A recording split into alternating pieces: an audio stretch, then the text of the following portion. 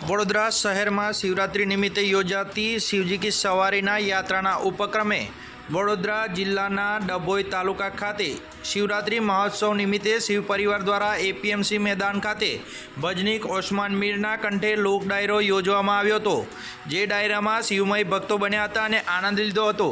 આ જ પ્રસંગે ધારાસભ્ય શ્રી શૈલેષભાઈ મહેતા સાથે કુબેર ભંડારી મહંત શ્રી દિનેશગીરી મહારાજ સાથે સંત સમાજ સાથોસાથ નગરપાલિકાના પ્રમુખ બિરેનભાઈ શાહ, ડૉક્ટર બીજે બ્રહ્મભટ્ટ સાહેબ તેમજ શશિકાંતભાઈ પટેલ સાથોસાથ ડીવાયએસપી આકાશભાઈ પટેલ, પીઆઈ ઝાલા સાહેબ ઉપસ્થિત રહ્યા હતા અને સાથે સાથે સમગ્ર ડભોઈ શિવરાત્રિના રંગે રંગાયું હતું અને આનંદ ઉઠાવ્યો હતો। Bureau report Yagnik Jani, Dabhoi. આમ તો ડભોઈમાં હું 8-10 વર્ષ પહેલાં આવી ગયો છું, પણ શિવજીની સવારી દરમિયાન આજે પહેલી વખત અહીં આવવાનું થયું છે। આમ તો શિવજીની સવારી દર વર્ષે જે થાય છે એમાં લગભગ